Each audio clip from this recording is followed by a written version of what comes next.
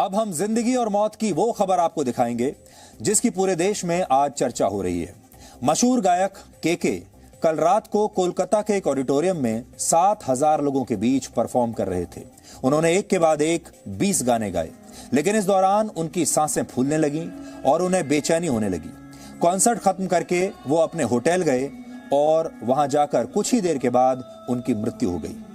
डॉक्टरों का कहना है कि उनकी मौत हार्ट अटैक से हुई है।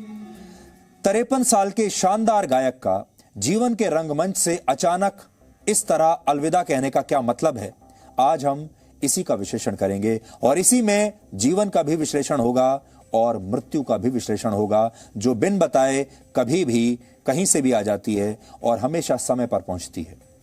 हिंदू धर्म में जीवन को क्षण भंगुर माना गया है, यानी ये एक क्षण में समाप्त होने वाला होता है, जबकि मृत्यु एक ऐसा अटल सत्य है जिससे ना तो इंसान छिप सकता है और ना ही इसे टाला जा सकता है। अगर जीवन मिला है तो मौत भी निश्चित ही मिलेगी और कहते हैं कि जिस दिन इंसान जन्म लेता है मौत उसकी तरफ उसी दिन से बढ़ने लगती है। लेकिन कई बार इंसान जीवन की भागदौड़ में इस कदर उलझ जाता है कि वो ये सोच ही नहीं पाता कि जीवन भी किसी लाइव परफॉर्मेंस की तरह होता है। इंसान जीवन के इस रंगमंच पर हमेशा रहना चाहता है, हमेशा लगातार बिना रुके परफॉर्म करते रहना चाहता है। लेकिन जो मौत है वो हमेशा समय पर आती है और रंगमंच पर खड़े व्यक्ति को अपने साथ ले जाती है।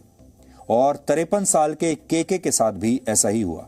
31 मई को केके कोलकाता के नजरुल मंच पर एक लाइव परफॉर्मेंस दे रहे थे। जिंदगी बेवफा निकली, जिंदगी ने अचानक उनका साथ छोड़ दिया और मौत ऐसी थी कि उस पर किसी का जोर चला नहीं, मौत ने कोई सिफारिश मानी नहीं और मौत हमेशा की तरह बिल्कुल समय पर आई और उन्हें कोलकाता से ले गई। केके जब कोलकाता आए होंगे इस परफॉर्मेंस के लिए, तब उन्होंने सोचा भी नहीं होगा कि असल में वो कोलकाता इसलिए जा रहे हैं क्योंकि कोलकाता में उनकी मौत उनका इंतजार कर रही है।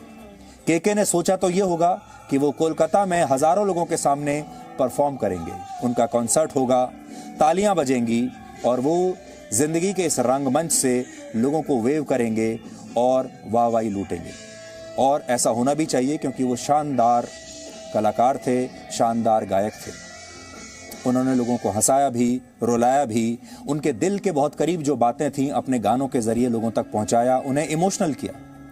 लेकिन केके ये नहीं जानते थे कि असल में वो कोलकाता इसलिए जा रहे हैं क्योंकि ये उनका फेयरवेल कॉन्सर्ट होगा और यहां पर वो अपना आखिरी गाना गाएंगे और उस गाने के बाद मौत उनका इंतजार कर रही होगी और शायद मौत ये कह रही होगी कि तुम अपना कॉन्सर्ट जल्दी से खत्म करो, अपना आखिरी गाना गाओ और जल्दी से यहां से चलो। मौत इंतजार नहीं करेगी और हर बार की तरह मौत बिल्कुल पंक्चुअल थी, बिल्कुल ठीक समय पर आई। नजरुल मंच कोलकाता का सबसे बड़ा सरकारी ऑडिटोरियम है और कल यहां एक प्राइवेट कॉलेज का कॉन्सर्ट चल रहा था जिसमें केके को परफॉर्म करना था। यह कार्यक्रम शाम करीब 5 बजे शुरू हुआ और केके की स्टेज पर जो एंट्री हुई वो हुई शाम 6:10 पर। स्टेज पर आने के बाद उन्होंने एक के बाद एक गाने गाना शुरू किया और उन्हें देखकर ऐसा बिल्कुल नहीं लग रहा था कि वो बीमार हो सकते हैं, बल्कि आप उनकी तस्वीरें जब देखेंगे तो आपको भी ऐसा लगेगा कि वो पूरी तरह फिट थे और अपनी लाइव परफॉर्मेंस के दौरान खुश भी नजर आ रहे थे। एक के बाद एक उन्होंने 20 गाने यहां से गाए। हाँ, ये अलग बात है कि कॉन्सर्ट के आखिरी हिस्से में आते आते वो ऐसा लगने लगा जैसे वो थक रहे हैं, जैसे उनकी सांस फूल रही है, उन्हें प्यास लग रही है, उन्हें लगातार पसीना आ रहा है। हालांकि आपने भी देखा होगा, ऐसा कहा जा रहा है कि आधा घंटा बीतने के बाद उन्हें गाना गाने में थोड़ी तकलीफ महसूस होने लगी और इसके बाद उन्हें लगातार रुमाल से पसीना पोंछते हुए देखा गया।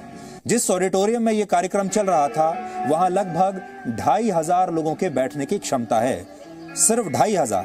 लेकिन केके की इस लाइव परफॉर्मेंस के दौरान इस ऑडिटोरियम में लगभग 7,000 लोग चले आए, जिससे अंदर बहुत भीड़ हो गई और शायद इस वजह से केके का दम घुटने लगा। हालांकि अपनी परफॉर्मेंस के दौरान उन्होंने किसी से भी ये शिकायत नहीं की कि उनकी तबीयत बिगड़ रही है, उन्हें गर्मी लग रही है, उन्हें पसीना आ रहा है या उन्हें बार बार पानी पीने की इच्छा हो रही है, ऐसा उन्होंने कहा नहीं। लेकिन जब हमने उनके पूरे वीडियोस निकाल कर देखे आज, तो ये बात समझ में आती है कि केके गर्मी से परेशान थे और उस ऑडिटोरियम में इतनी भीड़ होने की वजह से जो सफोकेशन था, दम घुटने की जैसी स्थिति थी, वो केके के चेहरे पर दिख रही है। और वहां पर जो एयर कंडीशनिंग थी वो भी ठीक नहीं थी। केके ने 2 घंटे तक इस कॉन्सर्ट में परफॉर्म किया और इसके बाद जब उनकी तबीयत ज्यादा बिगड़ गई तो उन्हें उनकी टीम तुरंत वहां से निकालकर उनके होटल ले गई। ये उनका आखिरी वीडियो है जिसमें साफ दिख रहा है कि उन्हें सांस लेने में तकलीफ हो रही थी और इस दौरान उन्हें काफी पसीना आ रहा था। केके जिस होटल में ठहरे हुए थे वो इस ऑडिटोरियम से सिर्फ 6 किलोमीटर दूर था और उन्हें होटल में पहुंचने में लगभग 20 मिनट लगे। इसके बाद होटल में केके की तबीयत और बिगड़ गई और ऐसा कहा जा रहा है कि वो अपने कमरे में एक सोफे पर अचानक गिर गए, जिससे उनके सिर और होठों पर भी चोट आई है। ये उनका आखिरी वीडियो है, देखिए आप, जिसमें ऑडिटोरियम से बाहर निकालकर उन्हें ले जाया जा रहा है। और इस वीडियो में आप देख पाएंगे कि केके बीमार लग रहे हैं, परेशान लग रहे हैं और उन्हें सांस लेने में दिक्कत हो रही थी। ये वीडियो हम एक बार आपको दिखाना चाहते हैं, पूरा आप देखिए।